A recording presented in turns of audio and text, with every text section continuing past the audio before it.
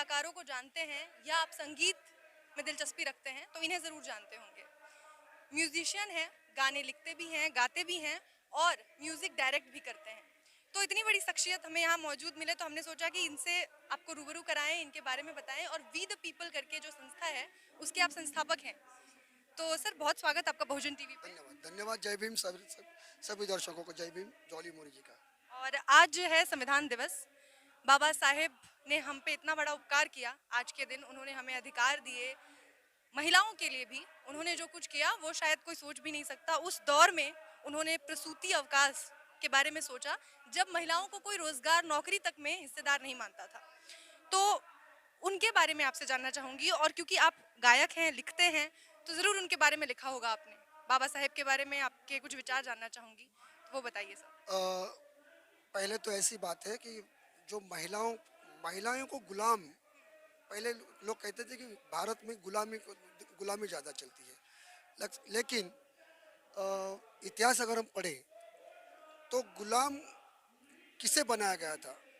मर्दों थे ही, जो नीचे वाली जाति थी उनके ऊपर तो गुलामी का असर था ही था। लेकिन सबसे ज़्यादा असर, चाहे वो कौन सी भी जाति की हो, कोई भी धर्म की हो, वो रहती थी महिलाएं। और महिलाओं को गुलाम किया गया था और महिलाओं को उससे बाहर निकालने वाले बाबा साहब अम्बेडकर थे।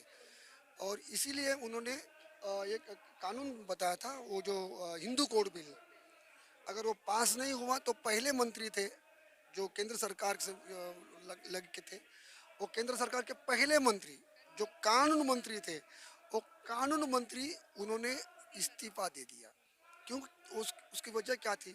आज तो हमारे मंत्री या कोई भी नेता हो तो इस्तीफा देने की बात नहीं करते, उल्टा सोचते हैं कि हमें कहाँ जाके बैठे, अब यहाँ जाके बैठे कि वहाँ जाके बैठे, किसी को कोई पड़ी नहीं। लेकिन बाबा साहब ऐसे एक नेता थे, ऐसे एक उपकार करने वाले इंसान थे, जो इस भारत की जितनी भी सारी महिलाएं हैं, किसी भी जाति की हो, किसी भी धर्म की हो, सारे महिलाओं के ऊपर एहसान किया है वो सिर्फ बाबा साहब अम्बेडकर ने।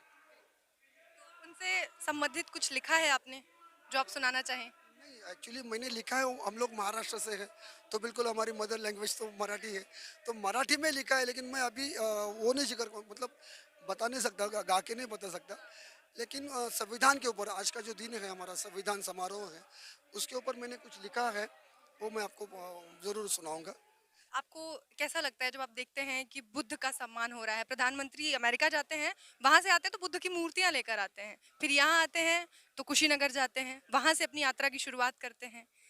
और बाबा साहेब की बातें जिस कदर आज बढ़ गई हैं राजनीति में, उनको हर मंच पे उनकी एक पोस्टर हम देखते हैं, हर राजनीतिक दल उनको अपना आदर्श मान रहा है। कैसा लगता है देख के? नहीं नहीं, बहुत ही अच्छा लगता है, ताकि मैं समझ रहा हूँ कि 40-50 साल के बाद अ, बाबा साहब का असर अभी लोगों को समझ में आने लगा है। और बिल्कुल इसके ये मीडिया है, जो सोशल मीडिया है, जो आप जैसे आप लोग हैं इसमें जुड़े हुए हैं, उसकी बहुत बड़ी मेहरबानी है इस बात के ऊपर कि लोगों को अब मालूम हो चुका है कि बाबा साहब का काम क्या है, बाबा साहब ने क्या क्या किया है इस देश के अंदर। सबसे अगर मैं कहूँ तो सुभाष चंद्र बोस हैं, लाल बहादुर शास्त्री हैं, स्वतंत्र सैनिक थे, जितने भी जिन्होंने स्वतंत्र अपने देश के लिए प्राणों की आहुति दी है।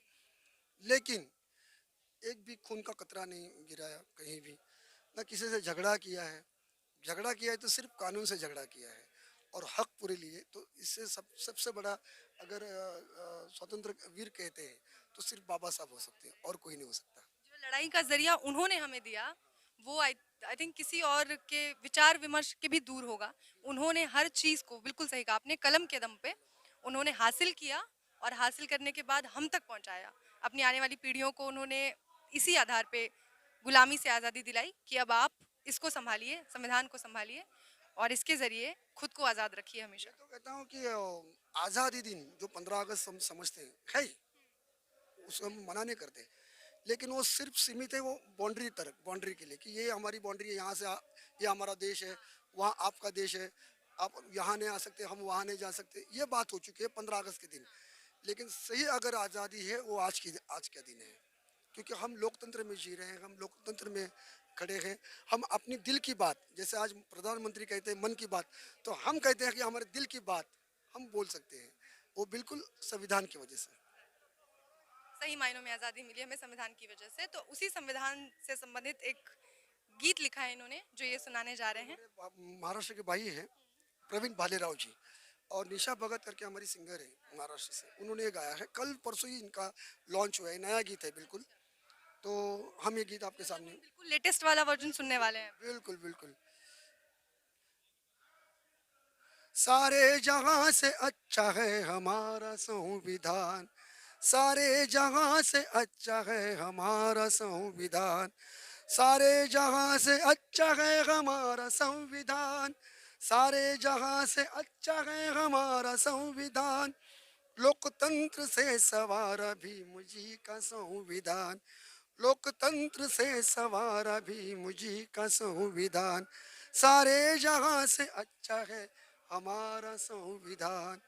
ये कुछ दो पंक्तियां थी हमारे लिए, और मैं इस दोनों पंक्तियों के बारे में बता रहा हूँ कि आज अगर भारत की विश्व में पहचान है, अगर विश्व में पहचान है भारत की, तो सिर्फ संविधान की वजह से है और बुद्ध की वजह से, और किसी की वजह से नहीं।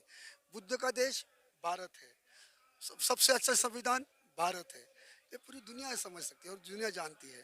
तो सबसे अच्छा दो दो चीज़ें हमारे भारत देश में है, वो महात्मा बुद्ध और संविधान। ऐसे ही बाबा साहब को बड़ी बड़ी उपाधियां नहीं मिली, makers of universe, symbol of knowledge, ऐसे बड़े बड़े उपाधियों से उन्हें ऐसे ही नहीं नवाजा। बड़ी बड़ी यूनिवर्सिटीज़ ने उनका ज्ञान आज भी अमर है। उनसे ज़्यादा ज्ञानी व्यक्ति शायद इस धरती पे दूसरा कोई नहीं हुआ हो। हो नहीं सकता, हो नहीं सकता। और उनके ज्ञान के आगे हम सब नतमस्तक हैं, उनके संविधान के आगे नतमस्तक हैं।